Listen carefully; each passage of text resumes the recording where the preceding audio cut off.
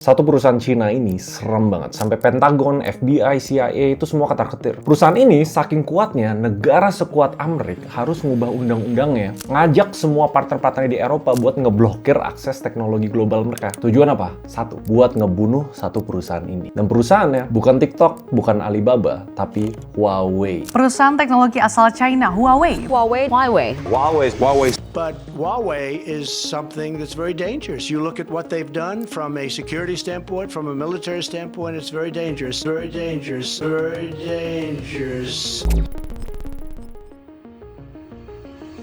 Amerika tuh nggak takut sama Xiaomi, mereka nggak peduli sama Oppo, Vivo, tapi pas nama Huawei muncul, langsung semua badan pemerintahan Amerika itu panik atau nggak ketar-ketir. Pertanyaannya kan, kenapa? Kalau ini cuma soal jualan HP murah, nggak mungkin kan Amerika separno ini. Kalau cuma masalah persaingan market, nggak mungkin kan sampai ada boykot global. Yang bikin serem tuh kayak gini, Huawei udah ditembak mati berkali-kali. Pertama, diputus aksesnya sama Google, dilarang beli chip, CFO-nya ditahan, tapi di tahun 2024-2025, bukannya masih hidup, tapi bangkit jadi monster yang jauh lebih ngeri daripada sebelumnya. Pas dihajar segitu banyak masalah beberapa tahun lalu, di 2024 omset mereka hampir 800 triliun rupiah. Dan di tahun ini kembali jadi HP nomor 1 di Cina, ngalahin Vivo, Xiaomi, sama Apple. Dan ada sesuatu yang menurut gue nggak mungkin terjadi sebenarnya. Kita tahu Apple itu rajanya smartwatch, tapi baru beberapa bulan sebelumnya, Huawei ngalahin dominasi smartwatch-nya Apple. Nah tapi, gue yakin mayoritas kalian nggak tahu, kirain Huawei cuma perusahaan HP, perusahaan gadget. Kalau iya, harusnya nggak berhak untuk dibilang the most dangerous company di mata barat. Dan mungkin pertanyaan yang lebih kritis, kok bisa udah dieksekusi malah bangkit lagi lebih kuat? Ini perusahaan yang tanda kutip berani mati, tapi gue bakal bahas di chapter selanjutnya. Karena rahasia pertama, mereka subscribe. Nggak ada yang gue nggak tahu mereka subscribe atau enggak. Tapi kita masuk ke chapter 1.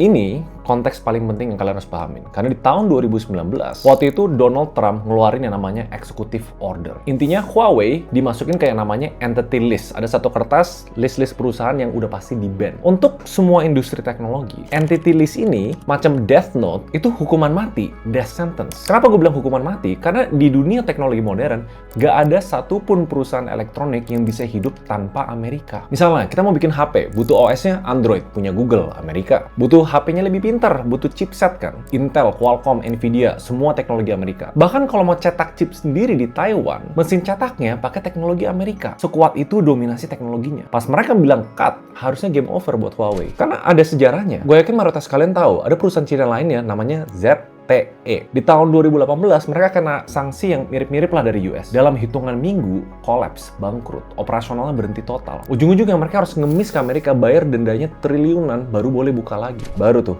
hidup-hidup tapi merangkak. Make sense, pas dunia ngira Huawei bakal nasibnya sama. Waktu itu penjualan HP-nya di luar China, termasuk Indonesia, langsung terjun bebas. Sesimpel nggak ada Google Play dan lain-lain. Iya kan? Waktu itu kalian yang mau beli HP Huawei, pasti mikir dua kali kenapa nggak ada Play Store. Dan akhirnya rugi sekitar 30 miliar dolar per tahun bisnis HP-nya. Itu setara ngilangin valuasi Goto berkali-kali lipat. Nah, ini dia. Mereka nggak mati karena Amerika salah bikin perhitungan. Mereka kira Huawei itu perusahaan gadget, padahal gadget itu cuma kulitnya doang. Ada monster yang lebih menyeramkan lagi di balik produk-produk yang kalian tahu sehari-hari. Infrastruktur.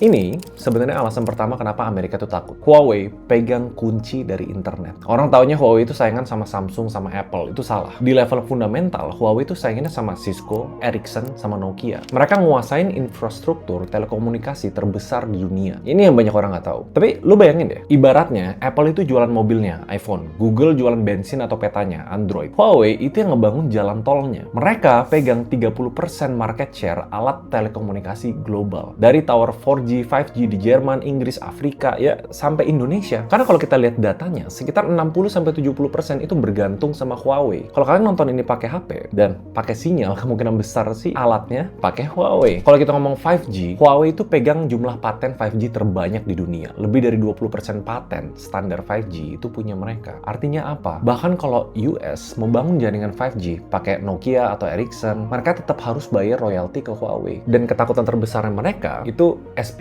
atau mata-mata. Itu kan dari dulu klasik ya. Dari zaman TikTok, teman-teman. Nah, AS tuh paling proteksionis. Logikanya mereka gini, kalau Huawei pegang infrastrukturnya, Beijing atau China bisa kapan aja nyadap data di dunia atau bahkan mematikan internet negara lain. Walaupun, to be fair, sampai sekarang US tuh bisa ngasih bukti konkret kalau Huawei beneran nyadap. Cuma ya ini, di dunia geopolitik, capability is enough to trigger fear. Tidak melakukan, tapi bisa melakukan, itu udah menyeramkan. Dan di balik itu, bisa jadi satu perusahaan ini merubah tatanan dunia teknologi global. Nah, sebelum sana, kita pikir-pikir dulu ya, gimana caranya satu perusahaan punya kontrol infrastruktur segila itu, terus bisa tetap hidup, padahal udah dihajar berkali-kali? Jawabannya tuh bukan di teknologi. Ini yang orang-orang bilang, kenapa Huawei itu perusahaan yang tanda kutip berani mati. Rahasianya, di mentalitas sama budaya perang di dalam Huawei sendiri. The wolf culture.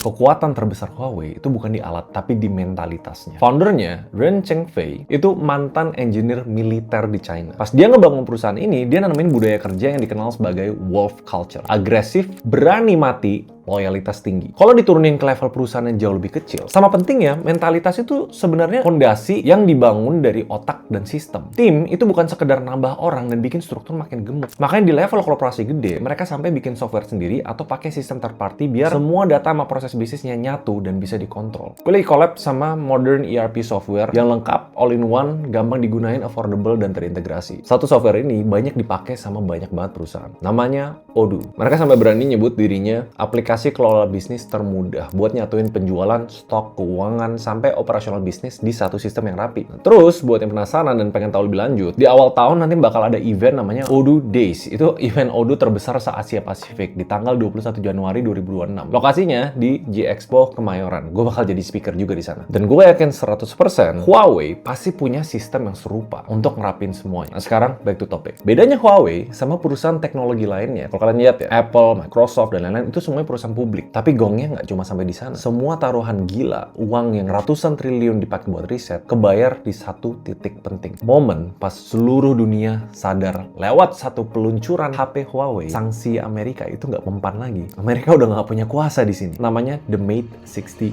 Moment.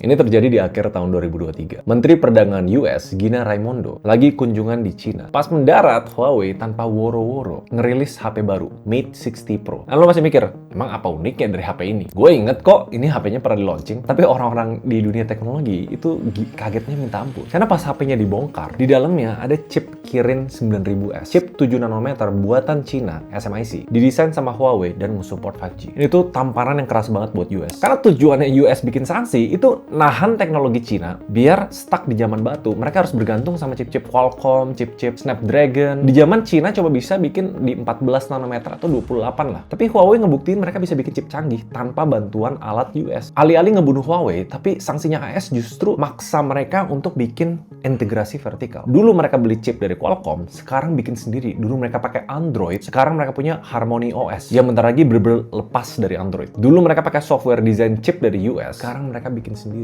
Kenapa ini wow? Karena Huawei satu-satunya perusahaan di dunia yang punya ekosistem end-to-end. Ini setara Apple nih. Pas kalian bilang Apple ekosistem dari hardware, software, koneksinya, plus ditambah infrastruktur tower, cloud, OS, Apple aja nggak punya infrastruktur tower itu. Karena bikin ekosistem tuh susah banget. Semua harus terintegrasi, semua harus bikin keputusan berbasis data. Kalau giant kayak Huawei aja ngelakuin, bisnis-bisnis yang kecil juga harus ngelakuin. Main di game yang long term, itu artinya kita harus ngelakuin sesuatu yang membosankan secara jangka panjang. Ngerapin sistem, data, dan operasional. Makanya, tadi gue sempat nyebut Odoo, ERP modern yang sekarang banyak dipakai bisnis buat jadi otak operasionalnya. Gue suka nih collab sama mereka, karena gue sendiri pernah pakai software-nya untuk klien gue. Jadi daripada pakai 5-6 tools yang nggak nyambung, bayangin kalau di Odoo, penjualan, stok, keuangan, sampai project itu nyatu semua di satu ekosistem. Pas bikin strategi akhir tahun kayak gini, kalian tinggal sekali klik aja dan laporannya tuh langsung akurat keluar untuk kalian bikin plan tahun depan. Ini yang gue suka dari eksekusi mereka. Fiturnya dibikin modular. Jadi bisnis kecil bisa mulai dengan 1-2 aplikasi, harga langganan jauh lebih murah, baru kalau butuh fitur-fitur lain bisa nambah. Ya ini langkah paling praktikal buat perusahaan Indonesia yang kecil. Mau ngambil inspirasi dari Huawei, sebelum mikir gede, rapin dulu sistem sama internal. Oke, sekarang kita back to topic. Karena cerita Huawei nggak berhenti di sini. Pas otaknya mulai merembes ke arena lain. Ini yang kenapa gue bilang bisa jadi perusahaan ini mengubah tatanan dunia teknologi. Karena mereka bakal masuk ke mobil listrik sampai ekosistem AI. Kita masuk chapter selanjutnya. Nah ini arena baru dari sebuah monster, mobil listrik. Tapi strategi mereka pinter. Huawei itu nggak bikin pabrik mobil kayak Xiaomi, bikin mobil sendiri. Mereka sadar bikin mobil tuh marginnya tipis, capek. Jadi mereka pakai strategi Huawei Inside. Ini analoginya kayak kalau di laptop Intel Inside. Visinya, semua mobil listrik di Cina, mereka jual sistem autonomous driving. Atau kalau Tesla, namanya FSD. Dari smart cabin, sensor LiDAR, ke pabrikan mobil kayak Ceres, Chery, Changan. Dan uniknya, menurut banyak review, kalau dibandingin head to head sama Tesla yang klaim nomor 1 di dunia, punya Huawei itu bahkan bisa lebih mulus daripada Tesla. Karena di jalan-jalan semeruat China. Kenapa bisa? Lagi-lagi, karena mereka punya infrastruktur. Mobil Huawei bisa ngobrol sama lampu merah, jalan pintar, yang networknya juga dibangun sama Huawei. Jadi pas lu lihat Huawei udah merambah dari jaringan chip sampai mobil AI, ceritanya udah bukan sekedar satu perusahaan lawan satu negara. Tapi cerita besarnya, itu pergeseran atau perebutan arah teknologi dunia. Dan yang lebih menarik lagi nanti, Indonesia bakal berdiri di sisi yang mana. Pesan penting dari seluruh cerita ini, itu sebenarnya perubahan kekuatan dunia. Dulu, US itu pegang kendali yang mutlak. Siapa yang ngelawan, dimatiin. Tapi Huawei ngebuktiin bahwa kalau udah ditembak mati pun, masih bisa hidup lagi dan bikin Amerika ngerasa mereka tuh nggak mempan. Fenomena yang terjadi, itu namanya technological decoupling. Dunia bakal nanti punya dua standar internet, dua standar chip, dua ekosistem antara blok barat sama blok timur. Di Indonesia, kita sebenarnya lagi di tengah-tengah. Infrastruktur kita tuh banyak pakai Huawei, tapi gadget, kiblat bisnis kita masih banyak ke barat. Cuma seminim-minimnya, kita jangan jadi penonton aja. Mentalitas Huawei sebagai underdog atau negara berkembang, kita harus bisa berani ngelakuin dua hal. Satu, berani investasi gila-gilaan di R&D, riset yang baru, bukan masalah nebeng. Terus mentalnya anti-fragile, wolf culture, berani mati. Itu yang harus kita copy. Karena di masa depan, pertarungan kekuasaan itu ada di ranah tech sovereignty. Siapa negara yang bisa menaungi segitu banyak perusahaan swasta untuk menjaga masa depan teknologi? Tapi itu menurut gue, menurut kalian gimana? See you guys next video.